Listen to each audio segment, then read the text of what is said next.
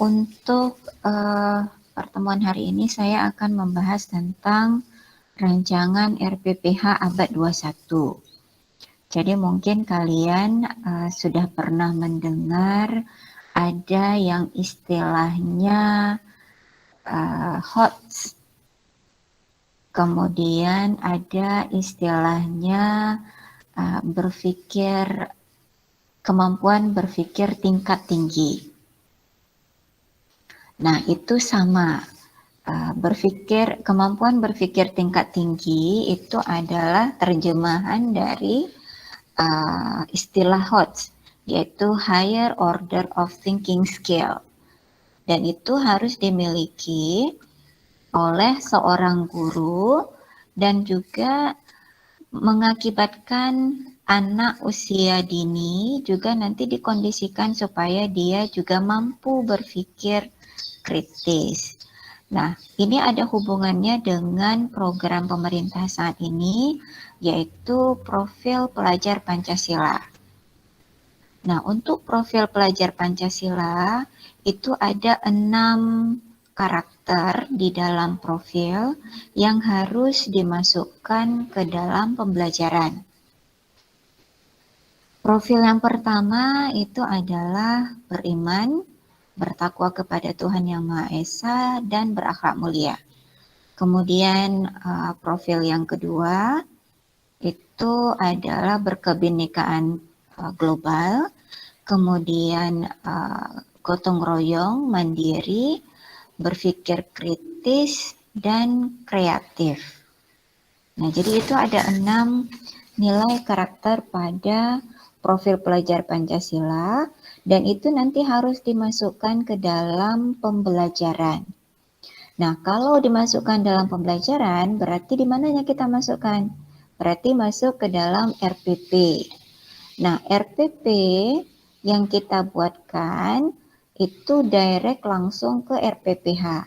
Ada juga pembuatan RPPM-nya, ada juga pembuatan prosemnya. Tapi pada hari ini saya akan membahas khusus RPPH yang mengandung nilai-nilai abad 21. Jadi apabila nanti kalian sudah selesai, kalian ditanyakan oleh para stakeholder PAUD yang ada di luar kampus, maka kalian tahu apa yang dimaksud dengan RPPH pembelajaran abad 21. Ya, saya share screen.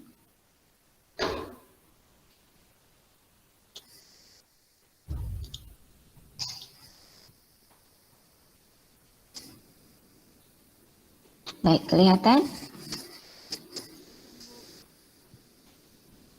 Sudah kelihatan? Bisa dilihat ya? Nah, jadi khusus pada hari ini kita membahas tentang rancangan RPPH abad 21. Jadi seperti apa yang dimaksud dengan RPPH abad 21? Karena sebelumnya kita sering mendengar RPPH kurikulum 2013. Nah, sebenarnya bentuk RPPH tidak jauh berbeda. Tapi yang penting adalah pada poin-poin yang dimasukkan ke dalam RPPH-nya. Baik, coba kita lihat ya. Nah, kata kunci untuk pertemuan kita hari ini adalah yang pertama itu rancangan, kemudian ada RPPH, kemudian ada pembelajaran abad 21. Nah, apa itu rancangan? Sekali lagi, rancangan itu merupakan sebuah desain, pola, perencanaan, kerangka, penjadwalan, pemrograman, dan penyusunan terhadap sesuatu hal yang hendak dilaksanakan atau dikerjakan.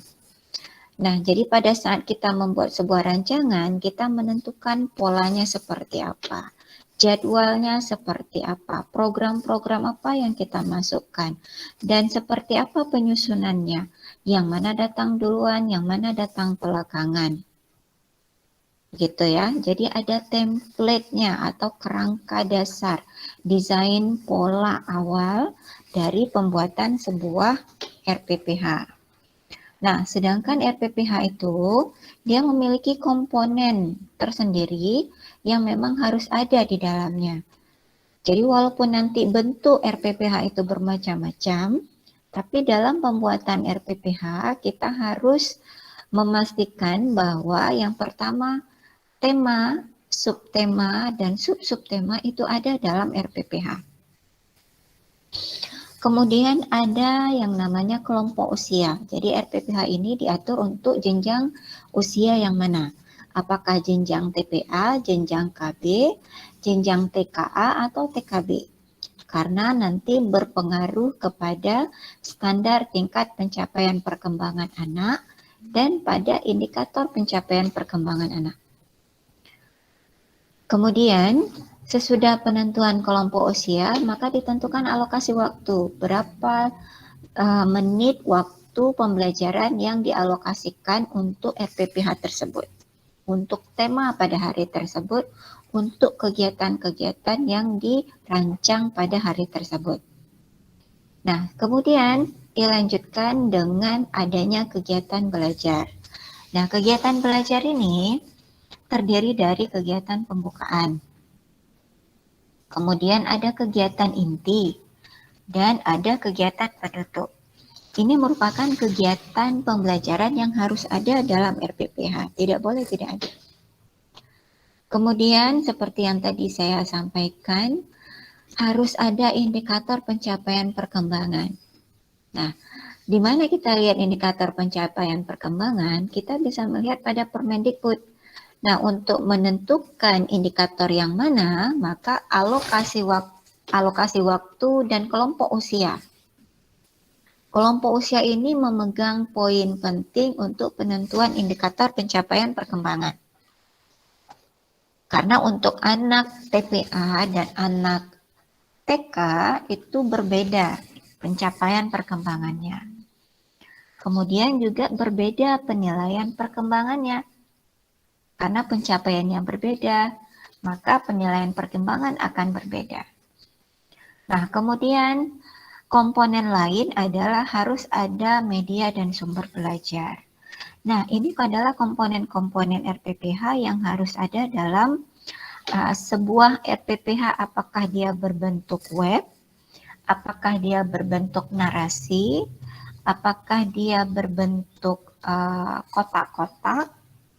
Nah, jadi nanti akan saya perlihatkan beberapa model RPPH dan kalian bisa melihat bentuk-bentuk RPPH itu sendiri, bahwa tidak ada yang namanya satu bentuk yang wajib sehingga tidak ada perubahan.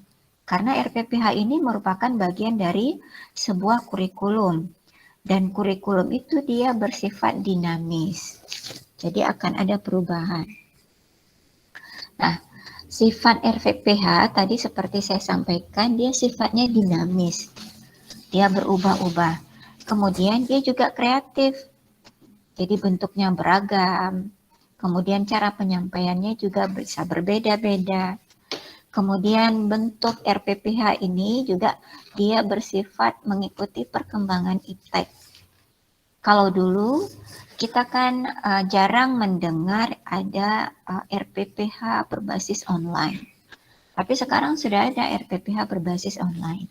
Jadi tergantung pembuatan RPPH-nya itu seperti apa. Kemudian sifat RPPH ini juga mengikuti perubahan zaman. Contohnya sekarang. Zaman sekarang kita dihadapkan dengan pembelajaran daring. Kalau tahun 2013 dulu tidak terpikirkan bahwa anak itu akan diajarkan dengan Zoom atau dengan menggunakan LMS. Contoh LMS adalah Moodle dan Edmodo misalnya. Tapi sekarang sudah ada sekolah-sekolah yang memang melakukan pembelajaran dengan menggunakan LMS ataupun dengan menggunakan media teknologi seperti Zoom tadi atau bahkan Gmeet seperti kita sekarang ini. Nah, bentuk RPPH otomatis berubah. Jadi tidak berbentuk cetak. Kemudian, sifat RPPH juga bisa menurut kebutuhan lokal atau berbasis kebutuhan lokal. Jadi tergantung pada kebutuhan daerah tertentu. Nah, ada yang mau bertanya?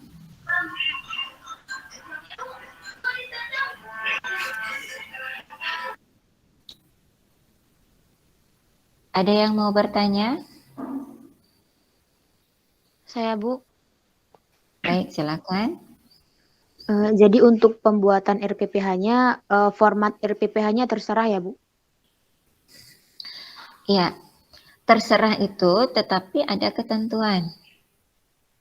Nah, seperti tadi yang sudah saya sampaikan, ada komponen RPPH, ya kan? Nah, template daripada sebuah RPPH itu masing-masing sekolah dia terkadang menggunakan template yang berbeda, pola yang berbeda. Ada yang berbentuk narasi, ada yang berbentuk tabel, dan ada yang berbentuk bentuk-bentuk geometri. Jadi padanan ataupun campuran dari bentuk-bentuk geometri. Nanti akan saya perlihatkan. Dan kalian juga pasti pernah mendengar adanya RPPH 1 lembar. Iya kan? Iya, Nah, Bu. RPPH 1 lembar itu kan menunjukkan bahwa bentuk-bentuk RPPH itu bisa berubah. Dan kenapa berubah? Karena memang sifat dari RPPH, dia bersifat dinamis, dia kreatif. Jadi sepanjang kita bisa memenuhi kebutuhan yang dibutuhkan oleh satuan pendidikan, tanpa meninggalkan komponen-komponen yang ada dari sebuah RPPH, maka dipersilakan untuk membuat bentuk RPPH yang mudah untuk diikuti. Begitu ya. Ada lagi yang mau ditanyakan sebelum kita lanjutkan? Kalau tidak ada, kita lanjutkan ya. Saya harap sound-nya ditutup dulu pada saat saya sedang presentasi. Nanti pada saat ingin bertanya, nanti akan saya persilakan waktunya. Ya, baik. Kita ikuti sedikit lagi. Nah, ini dia bentuk-bentuk dari RPPH. Kalau kalian lihat, ada yang bentuknya jaring laba-laba. Kemudian ada yang bentuknya tadi seperti yang saya katakan, bentuk-bentuk dari geometri. Ada kotak, ada bintang, ada persegi panjang, ya kan? Ada persegi 5, ada persegi 6. Kemudian ada yang berbentuk tabel, ada yang berbentuk deskripsi. Nah, deskripsi ada dua bentuknya. Yang di sebelah kiri atas ini satu deskripsi, kemudian yang paling bawah sebelah kanan. Ada step 3, step 4, step 5. Jadi ini deskripsi langkah-langkah pembelajaran. Kemudian ada juga yang gabungan. Ada yang bentuknya checklist, kemudian ada yang bentuknya sedikit dalam bentuk kotak. Nah, yang seperti ini adalah bentuk-bentuk RPPH yang ada. Apakah diperbolehkan? Diperbolehkan. Tidak ada aturan yang mengatakan bahwa RPPH harus berbentuk seperti ini. Yang diatur dalam Permendikbud adalah komponen-komponen yang harus ada di dalam RPPH. Sedangkan bentuknya seperti apa, itu silahkan divariasikan oleh satuan lembaga tersendiri. Makanya ada yang namanya dokumen KTSP untuk masing-masing lembaga satuan PAUD. Jadi dokumen kurikulum tingkat satuan pendidikan tersebut itu bersifat dinamis, kreatif, kemudian seperti yang tadi saya sampaikan, mengikuti perubahan zaman, mengikuti kebutuhan lokal. Karena untuk di Aceh kita ada yang namanya kurikulum 2013 Aceh, dan itu ada bentuk template-nya tersendiri juga. Dan apakah itu dibenarkan? Dibenarkan. Yang perlu diingat adalah komponen yang ada pada RPPH itu ada di dalam RPPH yang dibuatkan. Dan itu berlaku juga untuk RPPH abad 21 ini. Ya. Nah, kemudian kita lanjut ke pembelajaran abad 21. Nah, yang dimaksud dengan pembelajaran abad 21 ini karena dia memasukkan nilai-nilai dari HOTS seperti yang tadi saya sampaikan. Ada karakteristik pembelajar abad 21. Jadi, anak yang diajarkan itu diharapkan memiliki keterampilan tingkat tinggi. Nah, jadi nanti kalau kalian akan sering mendengar HOTS, apa itu HOTS? HOTS adalah higher order of thinking skill, jadi keterampilan berpikir tingkat tinggi. Ini yang pertama adalah critical thinking atau berpikir kritis. Kemudian ada yang namanya kreatif dan inovasi. Secara bahasa Inggrisnya kreatif dan inovatif. Kemudian ada kemampuan berkomunikasi atau communication skills. Kemudian ada kemampuan bekerja sama, ada kolaboratif, dan kepercayaan diri confidence. Ada juga nanti kalian akan mendengar istilah 4C. Nah, 4C ini sebenarnya terdiri dari yang sudah saya sebutkan ini, critical thinking, kreatif dan inovatif, communication skills, kolaboratif, dan confidence. Hanya saja apabila disebut 4C, maka akan ada critical thinking and communication itu digabung misalnya. Jadi ada penggabungan. Ya. Nah, untuk abad 21, kita ada semacam framework-nya. Kompetensi berpikir pembelajar abad 21. Jadi kalau di Indonesia diistilahkan P21. Jadi ada framework 21st Century Skills. Frameworknya adalah seperti yang tadi saya katakan 4C, 1, 2, 3, 4. Ada creativity, thinking, and innovation. Kemudian critical thinking and problem solving. Ada communication dan collaboration. Nanti pada saat kalian menyusun RPPH, kalian harus bisa membuat kegiatan, menyusun indikator yang bisa membuat peserta didik dapat menghasilkan, mengembangkan, dan mengimplementasikan ide-ide mereka secara kreatif, baik secara mandiri maupun berkelompok. Nah, ini masuk dalam kategori creativity, thinking, and innovation. Jadi kegiatan seperti apa yang bisa membuat mereka menghasilkan ide, mengembangkan ide, mengimplementasikan ide secara kreatif. Apakah dia bekerja sama secara kelompok atau sendiri-sendiri. Kemudian juga kalian nanti harus bisa membuat pembelajaran di mana anak mampu mengidentifikasi, menganalisis, menginterpretasikan, dan mengevaluasi bukti-bukti, argumentasi, klaim, dan data-data yang tersaji secara luas melalui pengkajian secara mendalam serta merefleksikannya dalam kehidupan sehari-hari. Nah, bagaimana seorang guru PAUD nanti dapat membuat anak mengidentifikasi fakta? Fakta apa yang ada di sekitar mereka? Warna.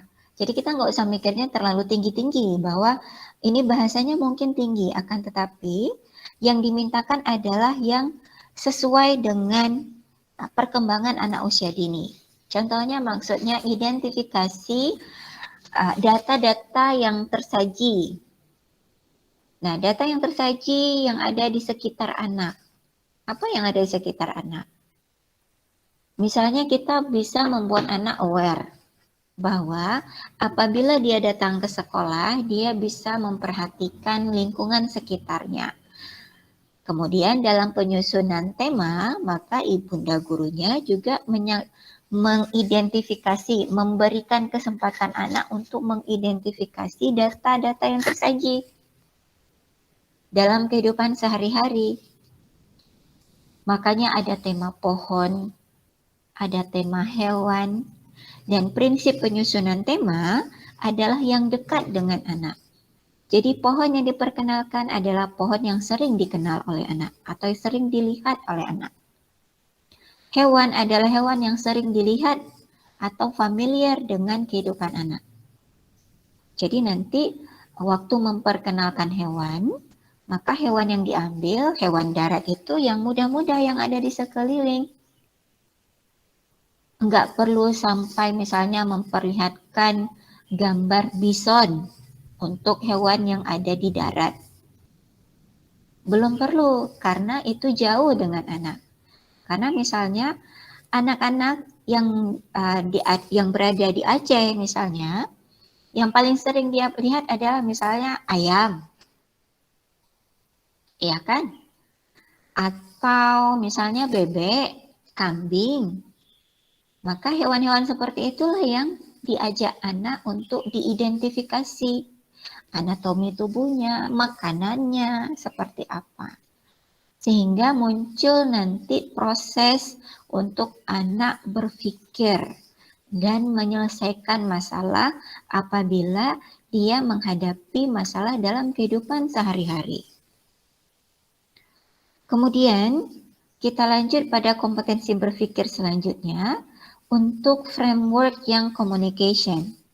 Komunikasi. Jadi peserta didik diharapkan dapat mengkomunikasikan ide-ide dan gagasan secara efektif menggunakan media lisan, tertulis maupun teknologi. Jadi nanti bunda guru itu harus dapat mengencourage atau mengajak anak agar dia dapat menyampaikan ide-idenya dengan menggunakan bahasa ekspresif. Dia mengemukakan ide gagasan yang dia miliki, baik menggunakan ekspresif lisan ataupun secara tertulis dengan menggunakan bahasa reseptif ataupun dengan penggunaan teknologi. Nah, jadi pada saat kita menyusun RPPH, kita kan pasti akan melihat kompetensi dasar apa yang akan kita kembangkan pada kegiatan di hari RPPH itu disusun. Nanti pasti kalian akan menggunakan kompetensi dasar yang ada penggunaan bahasa ekspresif dan bahasa reseptif.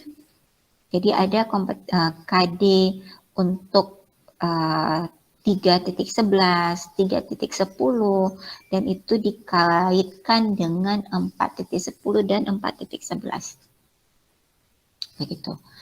Kemudian yang terakhir dari 4C itu adalah collaboration.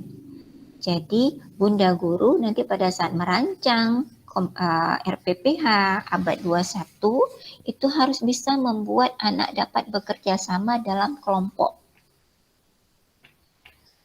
Nah, jadi dia diajak untuk mengembangkan kemampuan sosialnya, bekerja sama dalam sebuah kelompok dalam memecahkan sebuah persoalan atau menemukan jawaban dari sebuah permasalahan. Baik, lanjut kita. Nah, ini Indonesian Partnership for 21st Century Skills Standard. Jadi untuk di Indonesia, IP21CSS inilah yang diharapkan muncul dalam sebuah RPPH. Ada 4C tadi, critical thinking and innovation, kemudian ada critical thinking and problem solving, ada communication and collaboration. Ini 4C tadi. Yang hotnya ada 4C. Kemudian ada information and media and technology skills, ICT, harus ada. Begitu. Ya. Nah, kemudian ada yang namanya life and career skills. Jadi kita juga harus memasukkan karakter building dan spiritual values. Kenapa harus ada spiritual values? Karena negara kita memiliki yang namanya Pancasila. Dalam Pancasila itu, sila pertama adalah ketuhanan yang Maha Esa. Jadi memang harus ada nilai-nilai spiritual di dalam pembelajaran untuk anak. Nah, aspek yang harus kita kembangkan pada anak nanti adalah anak mampu berpikir secara kreatif, anak bekerja kreatif dengan anak-anak yang lain, anak mampu mengimplementasikan inovasi, menciptakan hal-hal yang baru, anak mampu melakukan penalaran secara efektif, kemudian menggunakan sistem berpikir, membuat penilaian dan keputusan, memecahkan masalah. Dan untuk communication dan collaboration ini kita sudah diatur berdasarkan masing-masing kategori. Untuk communication, berkomunikasi secara jelas, berkolaborasi dengan orang lain. Sedangkan untuk ICT, maka ada 4 hal atau 4 aspek yang diharapkan mampu kita kembangkan pada anak. Anak mampu mengakses dan mengevaluasi informasi. Jadi pada saat dia menggunakan teknologi, dia mampu mengakses. Dan itu kita lihat pada anak-anak zaman sekarang, itu dia lebih cepat kemampuannya untuk mengetahui bagaimana penggunaan ataupun bagaimana mengakses sebuah teknologi. Akan tetapi butuh bantuan dari orang tua, dari orang dewasa lainnya, seperti bunda gurunya, agar anak mampu agar anak tidak mengakses informasi yang belum dibutuhkan. Kemudian anak mampu menggunakan dan menata informasi, menganalisis dan menghasilkan media, mengaplikasikan teknologi secara efektif. Kemudian untuk karakter building, anak mampu menunjukkan perilaku scientific attitude. Apa itu? Yaitu hasrat ingin tahu. Jadi anak yang ingin tahu, anak yang hati-hati, terbuka, teliti, jujur, itulah yang diharapkan perilakunya. Kemudian menunjukkan penerimaan terhadap nilai moral yang berlaku di masyarakat. Dan untuk spiritual values itu ada menghayati konsep ketuhanan melalui ilmu pengetahuan dan menginternalisasikan nilai-nilai spiritual dalam kehidupan sehari-hari. Nah, ini aspek yang perlu kita kembangkan nanti pada saat kita membuat RPPH sehingga pelaksanaannya bisa terlaksana. Akan tetapi bukan berarti harus semuanya sekaligus karena ini membutuhkan proses dan tidak semua anak berkembang dengan waktu yang sama. Jadi ada saatnya perkembangan anak yang berbeda-beda, tetapi aspek yang kita kembangkan tetap sama. Oke, kemudian nilai karakter. Tadi kan ada pembahasan nilai karakter. Nah, untuk nilai karakter, kita dulu tahun 2009 itu pernah mengenal ada yang namanya istilah 18 budi pekerti. Jadi ada 18. Nah, ini dulu harus dimasukkan dalam RPPH. Kemudian ada, kita kenal juga dengan pilar karakter. 9 pilar karakter yang dicetuskan oleh Ratna Megawati. Jadi ada 9 pilar, 1, 2, 3, 4, 5, 6, 7, 8, 9. Dan ini juga dimasukkan dalam RPPH agar anak nanti mampu menciptakan karakter yang seperti ini. Nah, untuk sekarang dengan program yang dilakukan atau yang diarahkan oleh Bapak Nadiem Makarim, Menteri kita sekarang, adalah profil pelajar Pancasila. Jadi 6 profil pelajar Pancasila. Nah, profil ini sekarang yang dimasukkan ke dalam RPPH, dalam pembiasaan agar anak itu dia mau ataupun terbiasa beriman, bertakwa kepada Tuhan Yang Maha Esa dan berakhlak mulia. Kemudian berkebinekaan global, gotong royong, mandiri, bernalar kritis, dan kreatif. Nah, nilai-nilai karakter inilah yang nanti harus dimasukkan dalam RPPH. Di mana dimasukkan? Pada saat pembiasaan dan pada saat proses pembelajaran berlangsung. Oke. Sebelum kita masuk ke taksonomi Bloom, ada yang mau ditanyakan dulu?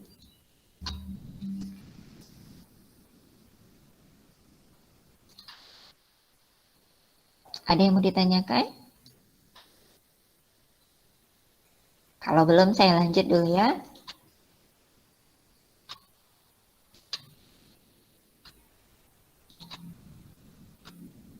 Nah, taksonomi Bloom. Kapan kita menggunakan taksonomi Bloom? Kalian pernah mendengar KKO kan? Kata kerja operasional. Nah, KKO ini dipakai untuk melakukan penilaian pada saat kita menentukan kata-kata pada tujuan pembelajaran dan pada saat kita mengukur tujuan tersebut apakah sudah tercapai atau belum. Berarti pada saat pembuatan penilaian. Nah, taksonomi Bloom dia dibagi kepada 3 kategori. Yang pertama kategori afektif. Nah, kategori afektif ini berhubungan dengan sikap, nilai, perasaan, emosi, serta derajat penerimaan atau penolakan suatu objek dalam kegiatan pembelajaran.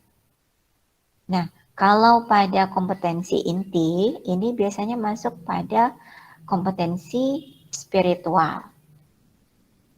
Ya.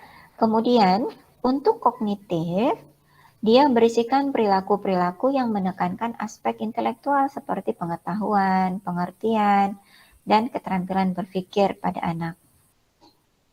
Nah, kemudian ada yang namanya pembagian psikomotorik. Nah, untuk psikomotorik, dia merupakan keterampilan dalam melakukan pekerjaan dengan melibatkan anggota tubuh yang berkaitan dengan gerak fisik, motorik, yang terdiri dari gerakan refleks, keterampilan pada gerak dasar, kemudian ada perseptual, ketepatan, keterampilan kompleks, kemudian ada ekspresif dan interpretif. Nah, untuk anak usia dini, nilai afektif itu lebih besar penggunaannya dibandingkan dengan kognitif dan psikomotorik. Jadi, banyak terjadi kesalahpahaman sekarang pada anak usia dini itu terlalu difokuskan pada kognitif. Sedangkan sebenarnya anak usia dini lebih banyak pengembangan yang harus dilakukan itu berhubungan dengan afektif. Jadi nilai karakter yang ditanamkan itu lebih besar pada anak usia dini dibandingkan kognitif. Walaupun afektif, kognitif, dan psikomotorik ini dia berjalan beriringan. Ya. Nah, ini contoh dari kata kerja operasional yang dipakai pada ranah afektif. Jadi nanti ranah afektif ini dia terbagi kepada 5. Ada menerima, merespon, menghargai, mengorganisasikan, dan karakterisasi menurut nilai. Nah, untuk pada saat anak yang menerima, maka dia ada 4 kata kerja operasional yang bisa dipakai. Misalnya mengikuti, menganut, mematuhi, meminati.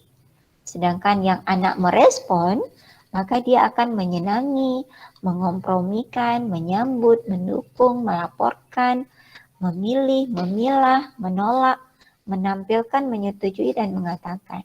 Nah, ini juga masih ada beberapa yang nanti bisa kita baca sendiri. Beberapa contoh kata kerja operasional yang memang digunakan untuk mengekspresikan ranah afektif pada saat kita melakukan penilaian atau pada saat kita menyusun kata pada penyusunan tujuan pembelajaran. Dan ini ranah psikomotorik. Jadi dia juga terdiri dari 5. Ada meniru, ada manipulasi, ada presisi, ada artikulasi, dan ada naturalisasi. Kata-kata yang ada di sini, maka dia dipilih nanti yang sesuai dengan perkembangan anak pada saat kita hendak merancang tujuan pembelajaran dalam RPPH dan juga pada saat kita menyusun indikator penilaian perkembangan pada anak. Oke, nah sebelum kita masuk ke ranahnya kognitif, untuk kognitif itu ada perubahan. Perubahan itu dilakukan tahun 2001. Jadi ada beda antara taksonomi belum lama untuk kognitif dan taksonomi revisi yang baru.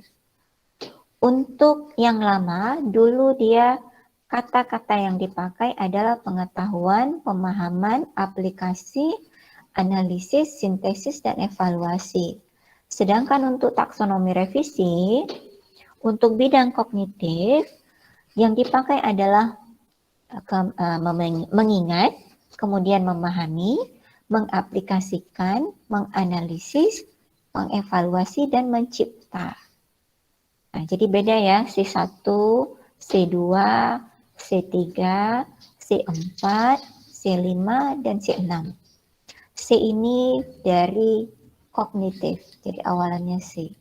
Begitu juga dengan yang tadi. P1, nah ini dari psikomotorik. Kemudian afektif, A1, A2. Ini penanda. Ya. Baik, nah ini kata kerja operasional yang dipakai. Banyak. Nah, apakah untuk anak usia dini dipakai semua? Tidak. Jadi kita nanti akan memilih. Ini adalah kata-kata kerja operasional yang sudah dituliskan oleh ahli, oleh Bloom, dan kemudian direvisi pada tahun 2001 sehingga dia memudahkan kita untuk memilih kata kerja yang dipakai dalam menyusun tujuan pembelajaran dan dalam menyusun indikator perkembangan anak. Nah, misalnya di sini, kalau anak mampu menghafal, maka dia berada pada level kognitif 1. Begitu. Ya, contohnya penggunaannya. Baik, itu untuk pemaparan secara kajian teori untuk pembelajaran abad 21. Sebelum saya sampaikan ataupun sebelum saya perlihatkan contoh, apa ada pertanyaan dulu?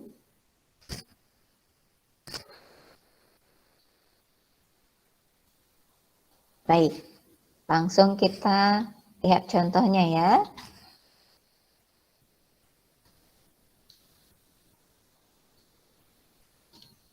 Oke, kelihatan?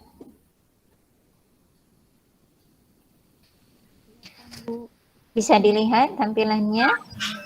Bisa, Bu. Bisa, Bu. Baik. Bisa, Bu. Nah, kita coba lihat ya, kita pretelin ya RPPH-nya ya. Pada komponen RPPH tadi yang harus ada adalah tema, subtema, tema spesifik atau sub-subtema. Ada nih ya, dalam RPPH berarti harus ada poin ini. Nah, jangan lupa sebelum kita turun ke bawah, RPPH ini harus punya identitas. Dia TK mana atau PAUD mana. Nah, PAUD ini terdiri dari TK, TPA, kemudian ada SPS, ada RA, ada BA. Ya, jadi boleh dipakai untuk semua jenjang.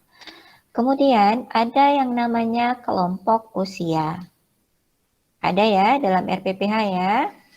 Kemudian ada alokasi waktu. Di mana kita lihat alokasi waktu di sini? Ada semesternya, ada minggu, ada hari ke berapa. Sini harinya.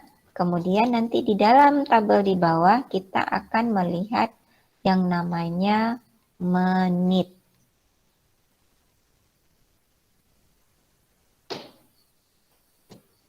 Nah, ini alokasi waktu. Berarti poin alokasi waktu sudah ada di dalam RPPH.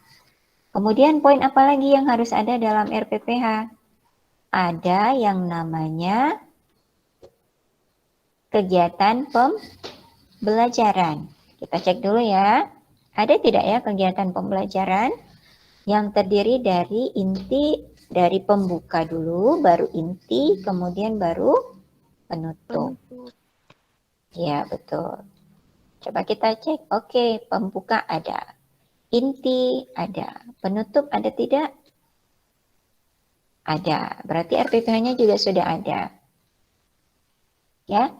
Nah, kemudian harus ada apa lagi? Tadi media dan sumber belajar. Ada tidak media dan sumber belajar?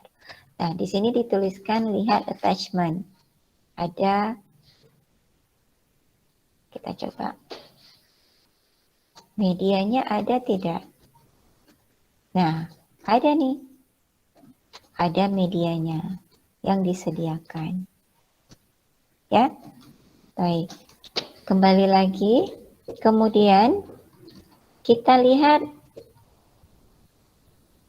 ciri khasnya.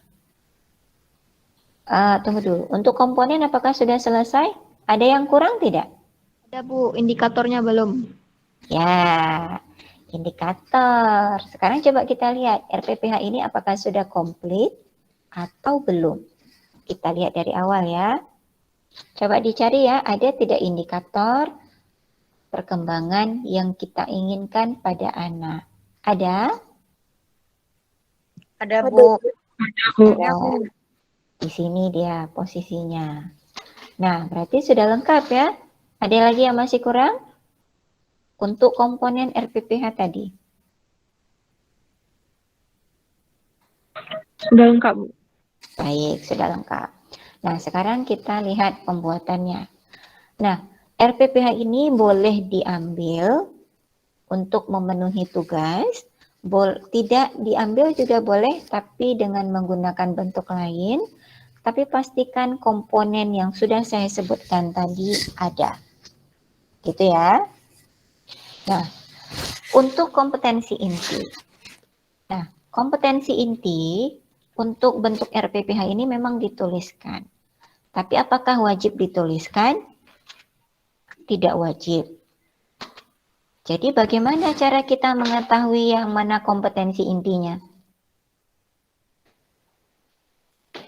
Pada saat kita menuliskan kompetensi dasar. Begitu kita menuliskan 1.1, maka 1 ini merupakan penanda dari KI 1. Ya. Begitu kita menuliskan 3.3, maka 3 ini merupakan penanda dari KI 3. Ya. Begitu kita menuliskan 4, maka 4 ini merupakan penanda dari KI 4. Keterampilan. Nah, jadi KI 1, 2, 3, dan 4 apabila tidak dituliskan, misalnya kan saya hilangkan nih.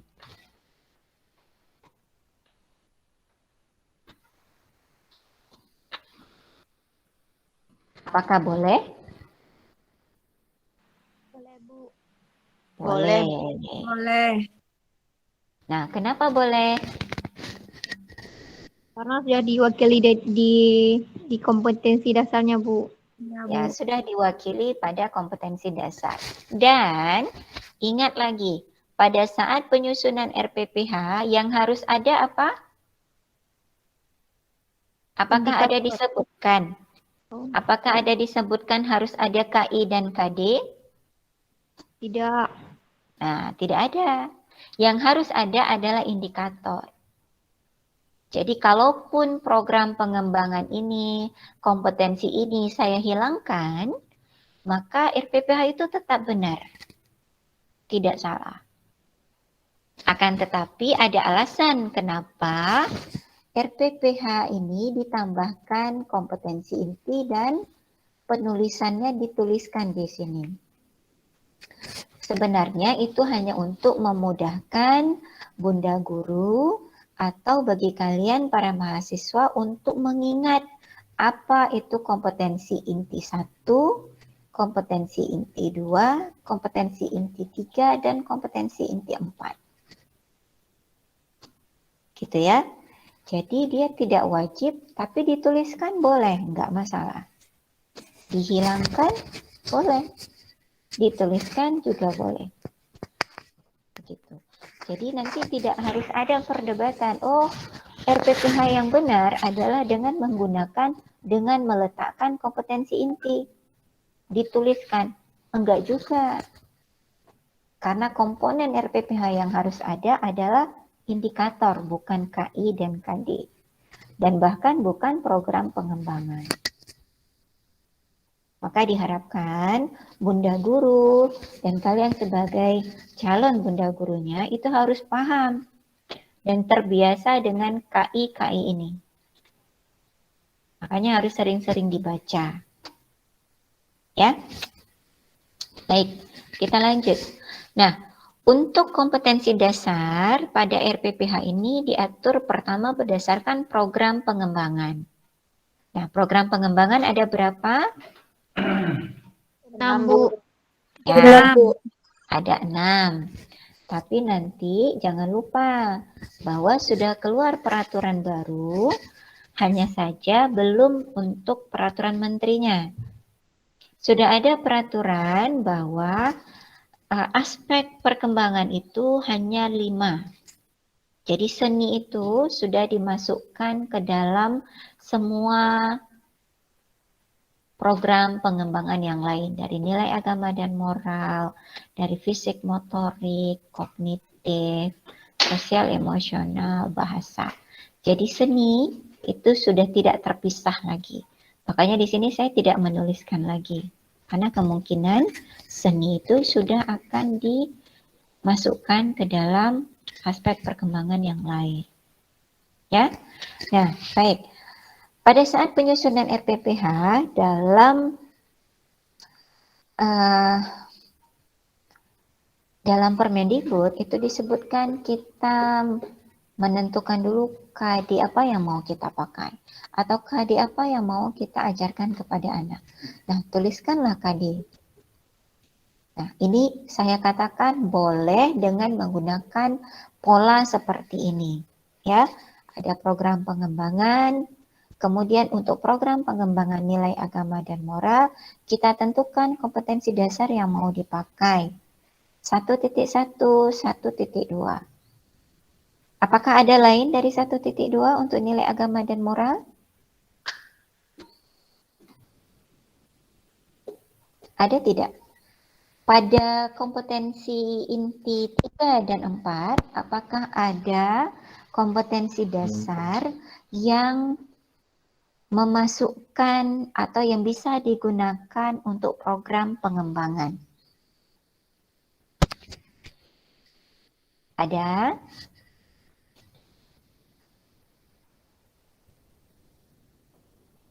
Ayo, siapa bisa menjawab?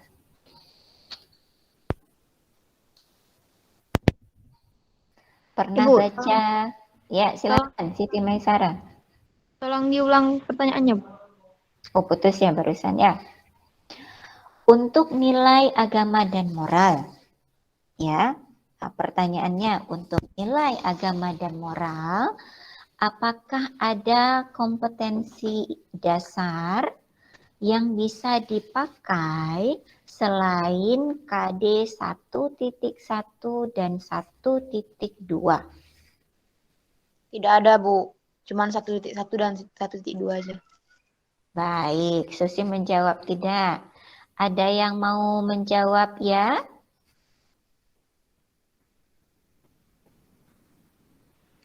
Kalau dari pengalaman lihat RPPA yang disusun, bukan ya seperti yang Susi jawab, cuma ada 1.1 dan 1.2 aja yang untuk nilai agama dan moral. Kalau selain itu belum pernah lihat, Bu.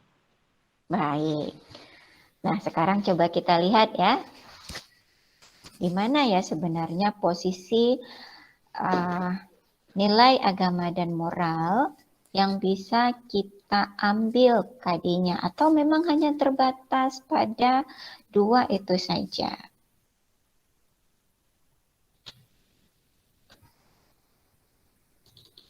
Kita buka Permendikbud 146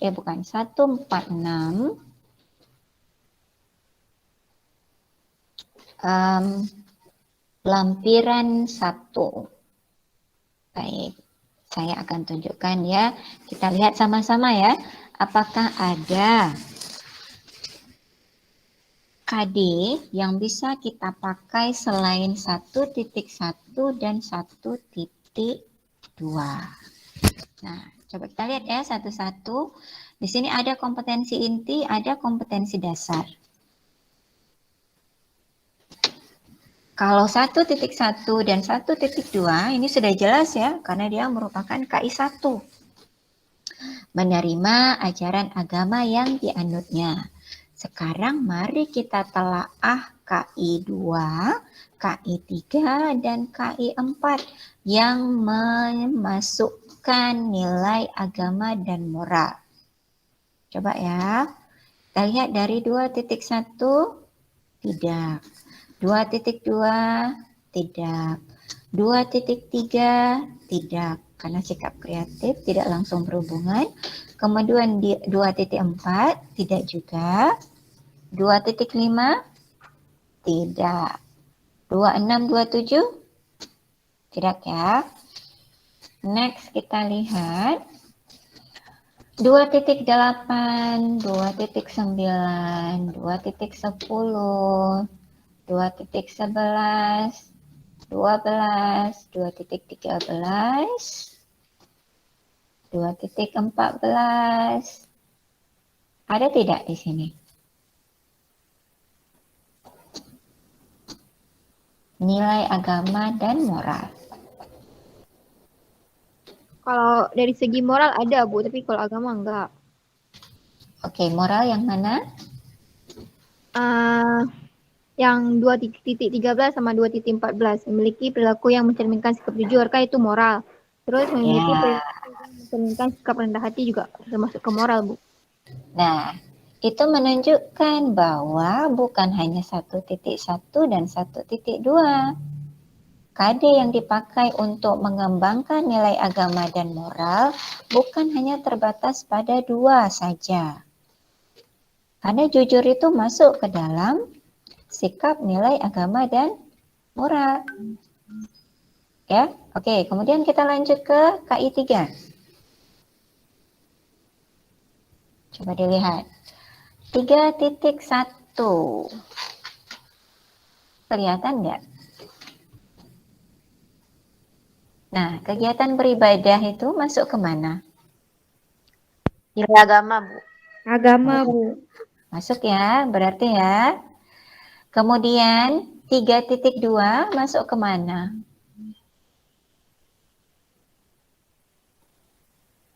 Moral, Bu. Moral, Bu. Itu menunjukkan bahwa sekali lagi kompetensi dasar yang dipakai untuk KI 1 untuk nilai agama dan moral itu ada beberapa. Pada program pengembangan nilai agama dan moral, kompetensi dasar yang dipakai bukan hanya fokus pada spiritual, KI 1 saja. Karena spiritual apabila tidak dicerminkan melalui sosial anak, tidak dicerminkan melalui pengetahuan anak, atau tidak dicerminkan melalui keterampilan anak, maka juga tidak akan dianggap berhasil. Nah, itu sama seperti misalnya kita Islam KTP. KTP-nya saja Islam, tapi tidak pernah melakukan ibadah. Nah, kenapa? Karena yang diperkenalkan cuma 1.1, 1.2. Dia tidak mengenal kegiatan beribadah sehari-hari. Kemudian kita lihat 4.1, melakukan kegiatan beribadah sehari-hari dengan tuntunan orang dewasa. Nah, yang nggak pernah sholat itu karena waktu PAUD dia nggak diajarin 4.1. Begitu, ya. Ibaratnya seperti itu. Kalau kita mau mengatakan program pengembangan untuk nilai agama dan moral, maka dia dikatakan berhasil apabila keempat KI itu dia terlaksana. Ada KI spiritual pada nilai agama dan moral, ada KI sosial, ada KI pengetahuan, dan ada KI keterampilan. Seorang anak tidak bisa dikatakan bahwa secara kognitif dia mengenal kegiatan beribadah apabila dia tidak diperkenalkan pada saat KI 3 di sini. Ya, nah, bisa dipahami? Nah, berarti hari ini kita tambah ilmu baru ya, bahwa untuk program pengembangan nilai agama dan moral, maka KD yang dipakai itu disesuaikan dengan kebutuhan berdasarkan program pengembangan. Jadi bukan hanya, oh ini nilai agama dan moral, berarti KI yang dipakai hanya KI spiritual saja, tidak. Karena untuk setiap pengembangan, dia baru dikatakan berhasil apabila KI 1 masuk, KI 2 masuk, KI 3 masuk, KI 4 masuk. Begitu ya. Nah, hal tersebut juga berlaku untuk program pengembangan yang lain.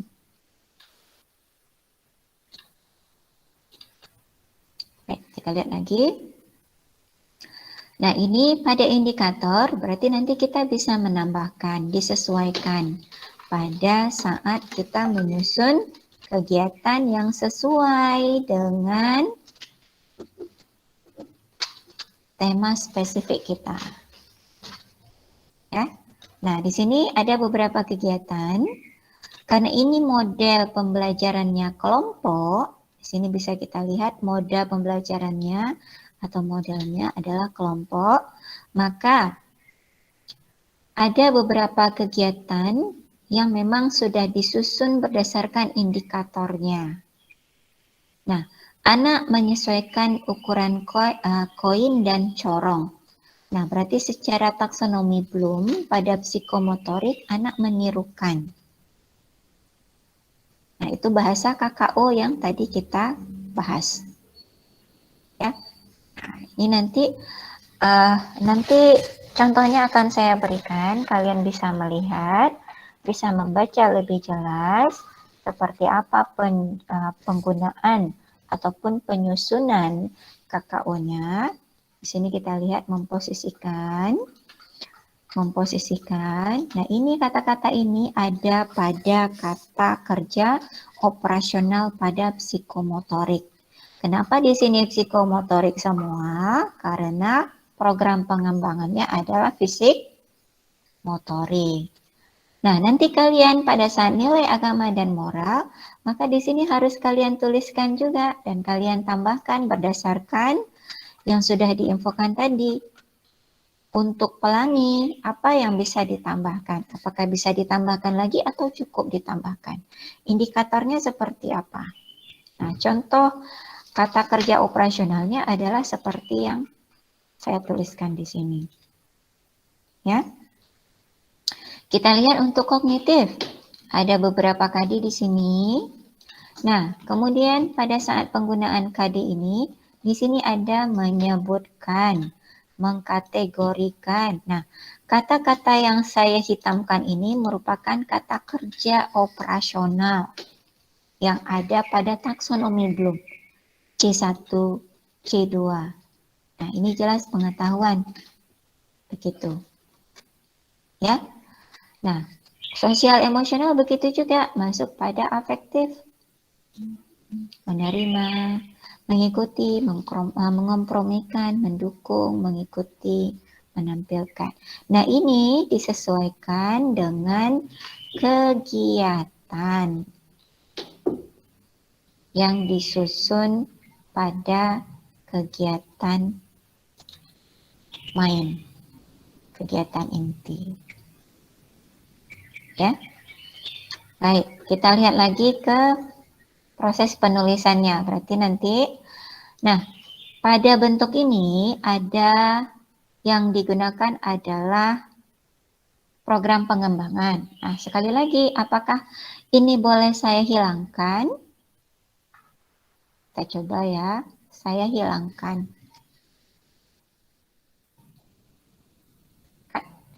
Nah, tinggal IPK afektif, IPK pengetahuan, IPK psikomotor. Nah, IPK ini adalah indeks pencapaian kompetensi. Ya, kepanjangannya indeks pencapaian kompetensi. Bukan IPK kalian. Bukan. Ini tapi kompetensi secara afektif, kompetensi secara pengetahuan, kompetensi secara psikomotor. Nah, apakah kalau seperti ini benar atau salah menurut penyusunan RPPH? Coba kita ingat tadi komponen RPPH. Apakah kalau saya menghilangkan KD dan saya hilangkan program pengembangan, RPPH ini salah? Salah Bu, nggak ada lagi indikatornya. Oke, Benar, Bu. oke. Nah, yang benar, itu yang benar. Kenapa? Karena indikatornya masih ada nih di sini. Coba saya kembalikan ya. Anak menyesuaikan ukuran koin dan corong. Coba kita lihat di bawah, ada tidak? Anak menyesuaikan koin dan corong. Ada nih. Nah, indikatornya masih ada karena inilah indikator penilaian perkembangan. Oh, salah tadi saya ya, bukan indeks. Indikator penilaian perkembangan kompetensi. Indikator penilaian kompetensi. Ini IPK. Nah, IPK indikator yang ada di sini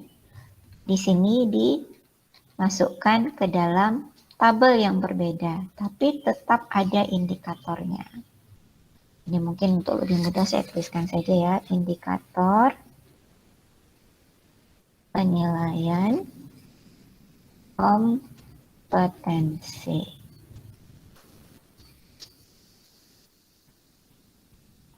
Jadi kalau seandainya ini saya hilangkan,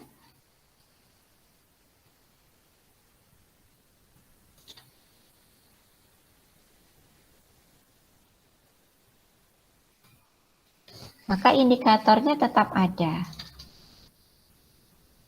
Ya, nah, tadi bisa jadi karena tidak ada kata indikator, jadi bisa salah paham. Tapi sebenarnya IPK ini adalah indikator penilaian kompetensi secara efektif, secara pengetahuan, secara psikomotor. Ya, nah, apa yang kurang di sini? Aspek perkembangannya Bu. Ya, tapi saya nggak membahas lagi aspek perkembangan. Karena aspek perkembangan boleh tidak ada. Karena yang harus ada adalah indikator. Tapi pada indikator ini, apa yang hilang dari penjabaran aspek?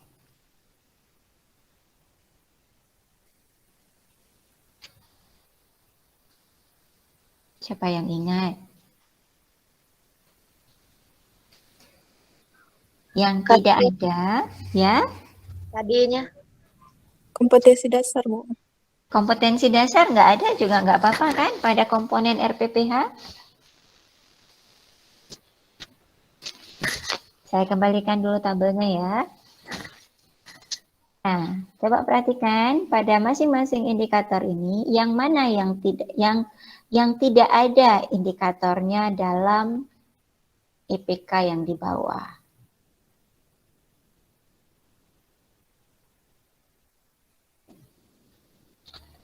Nih, yang ini ada nggak di bawah?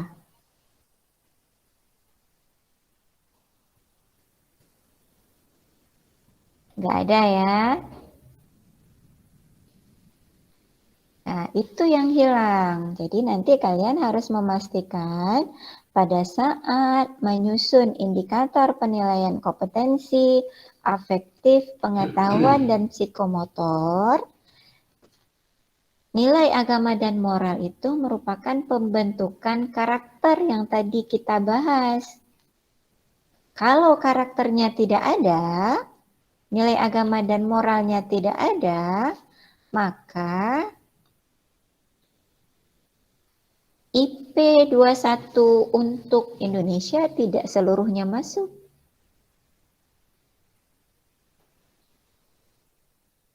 Nah, coba saya perlihatkan lagi yang tadi tampilan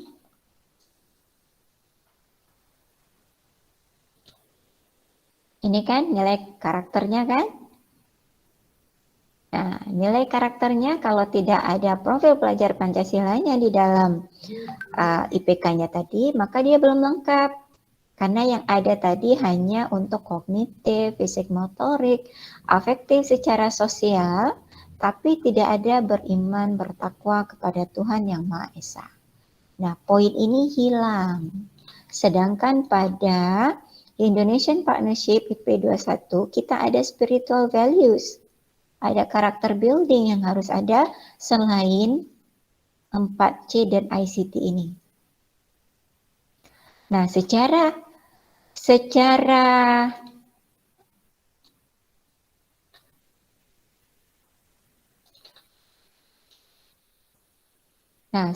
afektif, pengetahuan, dan psikomotor, mereka sudah masuk 4C. Akan tetapi karakter building dan spiritual values belum ada. Coba perhatikan di sini. Ada tidak karakter buildingnya sama spiritual values? Kalau kalian baca. Coba lihat kata kerja operasional yang dipakai di situ. Ada tidak yang menunjukkan karakter building dan spiritual values?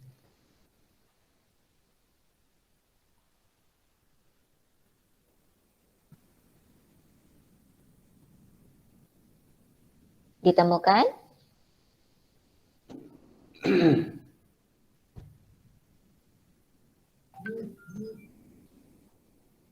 Apa ada yang menemukan?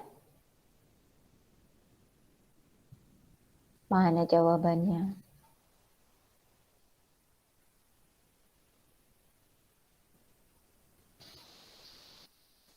Halo? Nggak ketemu kan? Tidak ketemu karakter building dan spiritual values yang diharapkan ada dalam RPPH ini. Nah, jadi RPPH ini hanya baru fokus pada 4C dan ICT tadi. Sedangkan karakter building dan spiritual values-nya belum lengkap. Berarti perlu ditambahkan dalam apakah dia di afektif, apakah dia pengetahuan, atau di psikomotor. Gitu ya. Nah, di sini nanti kalian bisa melihat tujuan pembelajaran, kemudian ada penguatan pendidikan karakter building yang kita mau masukkan di dalam RPPH ini yang mana? Boleh ambil salah satu, enggak harus ketiga-tiganya. Saya tampilkan tiga-tiga itu untuk memperlihatkan bahwa kalau kalian melihat secara budi pekerti, maka ini yang harus kita, beberapa hal yang harus dimasukkan. Nah, dari 18 saya kan tidak memasukkan semua kan, hanya 9. Sedangkan untuk pilar karakter begitu juga, saya tidak memasukkan semua, hanya 6. Untuk profil pelajar Pancasila, saya hanya mengambil 5 karakternya. Nah, karakter ini nanti yang harus dimasukkan ke dalam indikator tadi. Ya. Baik, nah materi kegiatan ada membahas tentang mengenal alam sekitar, mengenal konsep angka bilangan, pola, bentuk geometris, dan warna. Materi pembiasaannya adalah religius, saling menghargai sesama, mematuhi aturan, sopan santun, menghargai alam. Nah, untuk metode pembelajarannya menggunakan metode pembelajaran inquiry atau project based learning. Ya. Alat penilaian, checklist observasi. Nah, inilah kegiatannya. Karena dia bentuknya kelompok, ingat untuk jumlah kelompok, ini saya tuliskan ada sampai 7. Karena untuk memberikan contoh. Akan tetapi 7 ini bukan berarti semuanya harus dilakukan. Tapi untuk menunjukkan berdasarkan jumlah murid yang ada di dalam kelas. Kalau anaknya 15, maka kita bisa ambil 4. Sisanya nggak usah diambil. Karena ada 3 kelompok dengan 1 kegiatan pengaman. Begitu Ya, tapi kalau anaknya sampai 16, maka bisa jadi kegiatan main kita ada 5. Karena ada 4 kelompok dan 1 kegiatan pengaman. Gitu ya. Oke, sampai dengan kegiatan penutup. Baik. Baik, itu dia pembahasan kita untuk hari ini terkait dengan pembelajaran abad 21 dan penyusunan RPPH abad 21. Nah, silakan apabila ada yang ingin ditanyakan.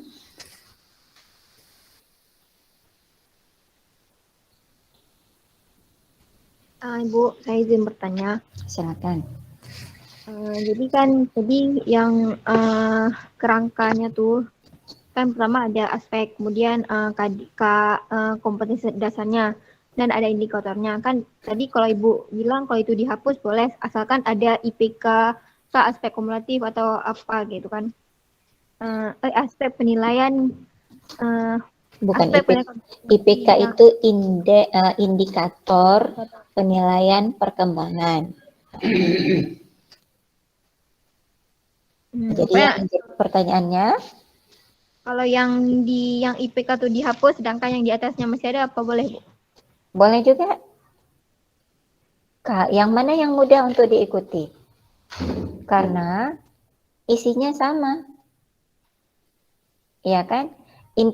Yang saya tuliskan pada indikator penilaian perkembangan afektif, kognitif, dan psikomotor itu sama dengan yang ada pada program pengembangan di atas indikatornya.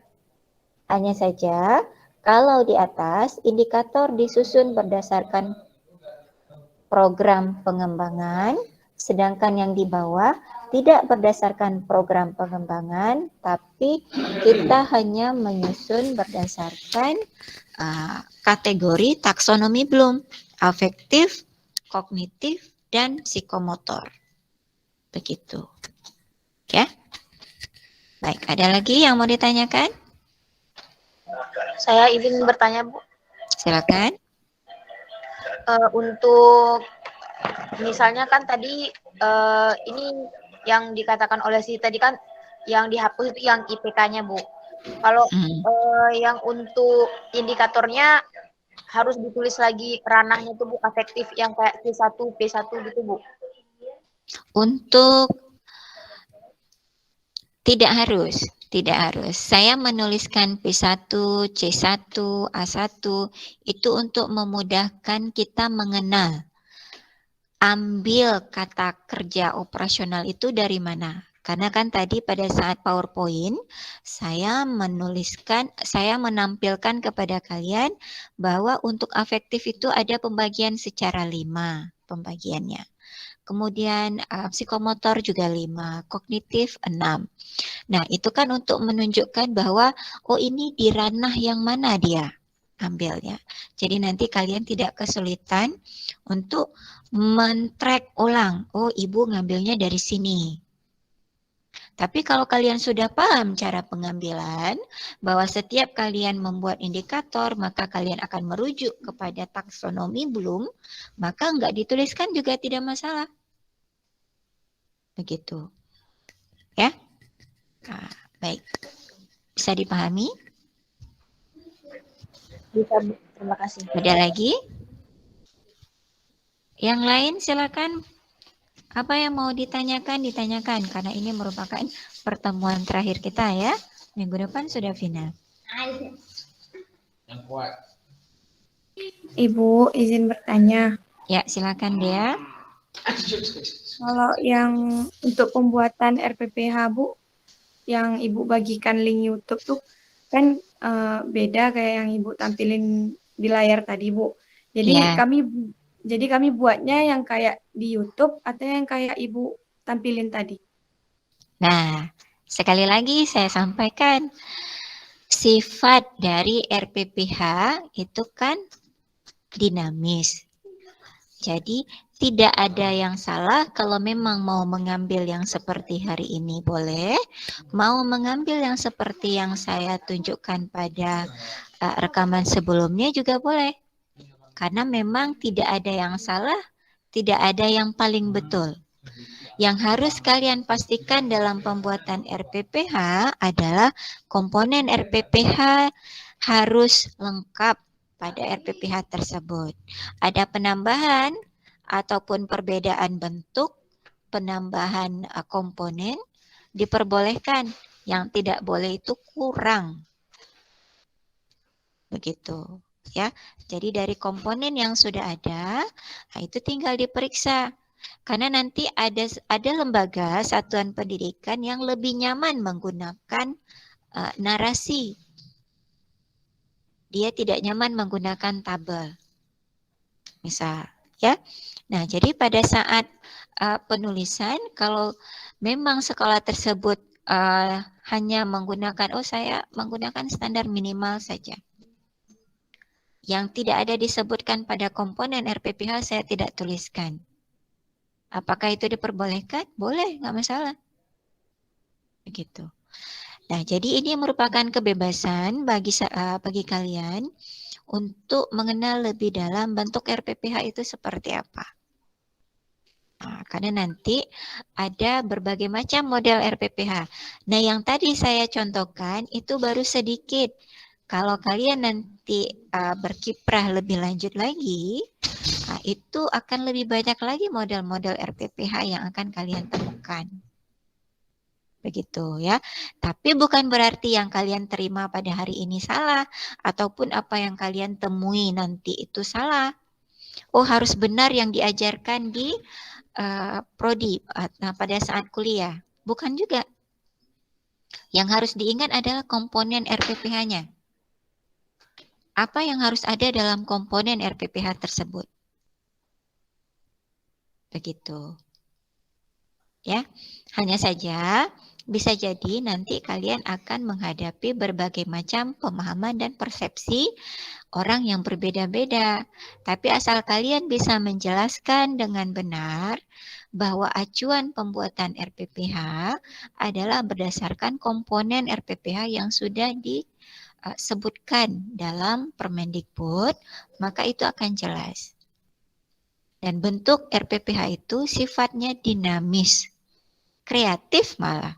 Jadi kalau ada bentuknya lebih indah lagi sebenarnya nggak masalah. Asal komponennya ada. Begitu ya. Baik. Ada lagi? Ada, Bu. Silakan. Nah, kira-kira kenapa ya, Bu, di kriteria pembuatan RPPH ini nggak disebutkan untuk penilaiannya tuh, untuk evaluasi dan penilaiannya, Bu? Evaluasi dan penilaian. Oke. Kalian pernah melihat instrumen penilaian? Pernah, Bu. Pernah, Bu. Oke.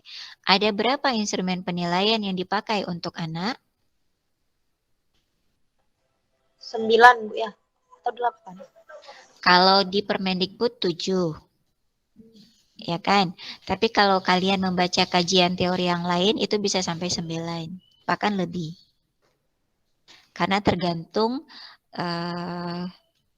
layanan yang diberikan. Apakah layanan pendidikan atau layanan kesehatan dan gizi? Nah, itu kan tidak sama instrumen penilaiannya. Atau layanan perlindungan anak, nah itu beda lagi instrumennya.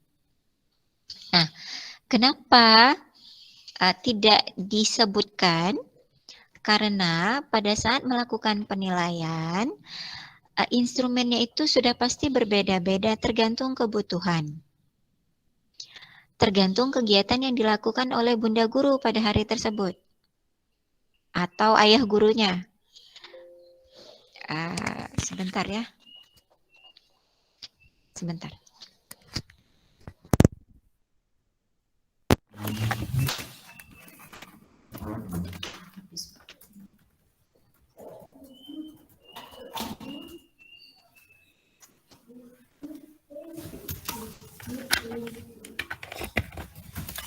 Baik, kita lanjut.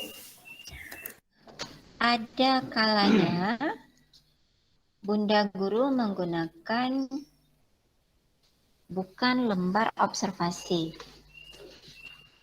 tapi melakukan dengan memberikan penugasan atau hasil karya. Nah, instrumen yang dipakai kan tidak sama. Gitu. Jadi kalau diatur, nah itu berarti membatasi cara penilaian bunda guru atau ayah gurunya terhadap perkembangan anak. Nah, kalau untuk RPPH, komponennya memang diatur untuk memastikan bahwa apa yang diajarkan itu terpenuhi.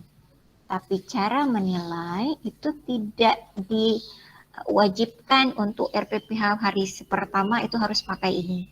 Tidak diwajibkan. Tapi diberikan kebebasan. Karena perkembangan yang dilakukan oleh anak terkadang bukan hanya perkembangan secara kognitif, tapi ada sosial emosional, dan juga cara menilai anak bukan hanya dari kemampuan dia mengekspresikan bahasa, tapi juga bisa jadi cara dia berinteraksi. Nah, jadi nanti ada catatan anekdot. Nah, yang diatur adalah template bentuknya. Maksudnya ada sebutan catatan anekdot, ada lembar observasi, kemudian cara penilaian itu menggunakan kategori belum berkembang, mulai berkembang, berkembang sesuai harapan, berkembang sangat baik, itu yang diatur. Karena kalau anak diatur dengan menggunakan skala ya dan tidak, nah itu juga tidak boleh.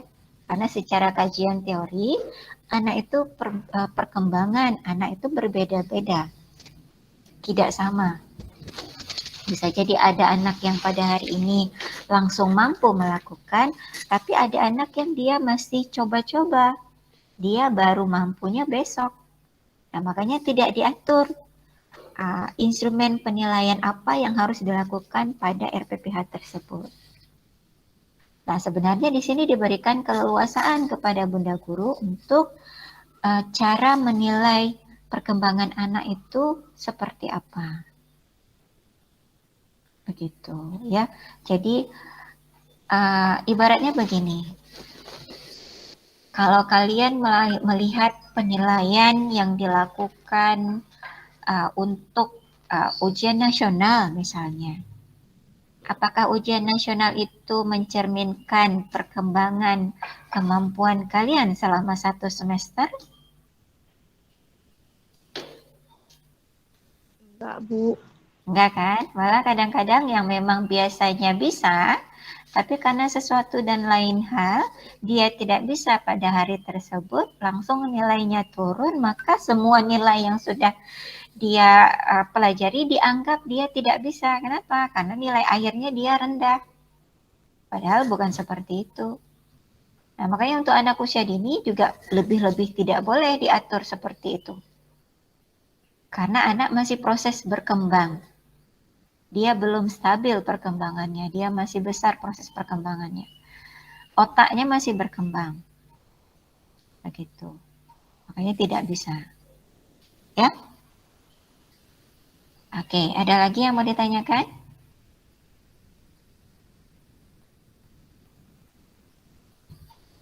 Oke, karena tidak ada, berarti saya anggap sudah paham ya untuk pembelajaran hari ini. Nah, rancangan pembelajaran hari ini memang saya katakan itu rancangan abad 21 karena yang dimintakan adalah kompetensi abad 21. Jadi kompetensi itu yang difokuskan kepada pembelajaran yang kita inginkan. Nah, bentuk RPPH-nya boleh seperti itu, tapi apabila hendak dirubah, boleh juga. Enggak harus seperti yang saya perlihatkan tadi. Yang dipastikan adalah konten ataupun indikatornya mencerminkan abad 21. Jadi mencerminkan 4C, mencerminkan ICT-nya, mencerminkan karakter building-nya, dan mencerminkan spiritual values-nya. Begitu ya.